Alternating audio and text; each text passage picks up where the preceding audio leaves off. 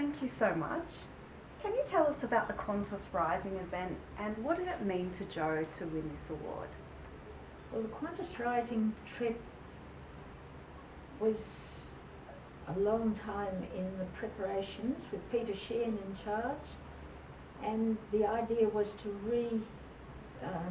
run the trip from Charleville to Cloncurry over 2 days with, I think we had about 35 light aircraft, 4 Hellos and some home builts and VIP planes, and it was quite a remarkable achievement. Actually, we had no episodes, no one had to go down at all. In fact, when we got to McKinley, the Bat family had written to the Department of Transport to ask them how to make an airport for planes to land, and they didn't answer, so we got out a grader and graded the track down the side, and we landed with no trouble at all.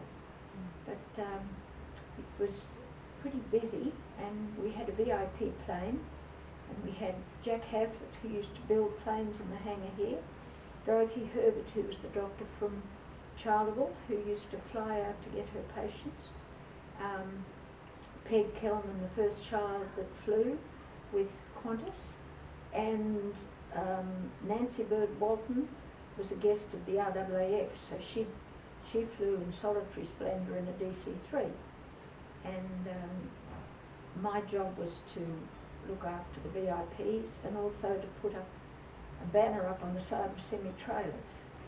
So it was quite a busy day, and we landed at Tambo, and then we landed at Blackhall and Longreach for the night, and then Winton for morning tea, and then McKinley, and then to Cloncurry for lunch on the second day. It was an amazing trip.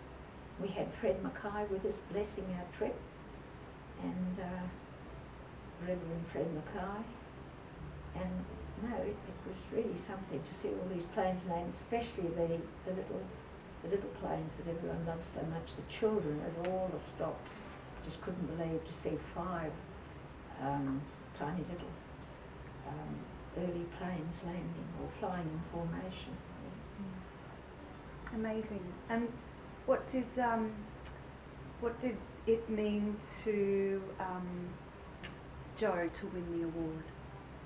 Well, he led the pack in the plane, so he was the first out of the thing each day, and we were the first plane to land at each place.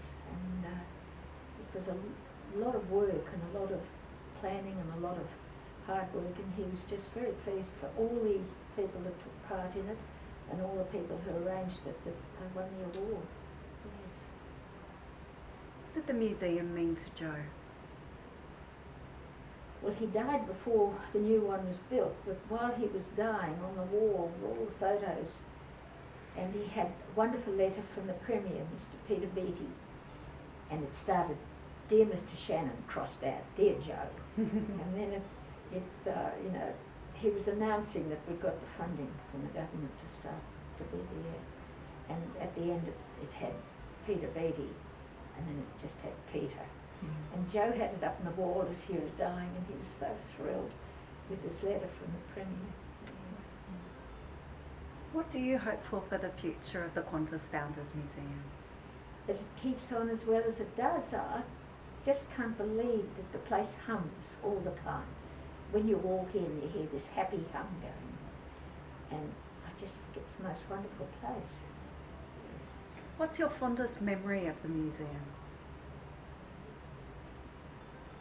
All the pageants we had, I think, and all the planes that came, the wonderful Haas super constellation that arrived and had us all spellbound, and the people that put the time to have these air pageants. Duncan Fish, who flew round and entertained the crowds always in a light aircraft. It was just amazing the time people put into it. Yes. Everyone. Yes. And why do you think people should become a member and a friend of the museum? I think it's a wonderful idea because that newsletter that comes out is a really special thing. And I think if you join, you get back twice as much as you put in. Yes. No, everyone should join. Yes. Wonderful. Thank you, Pat. That's brilliant.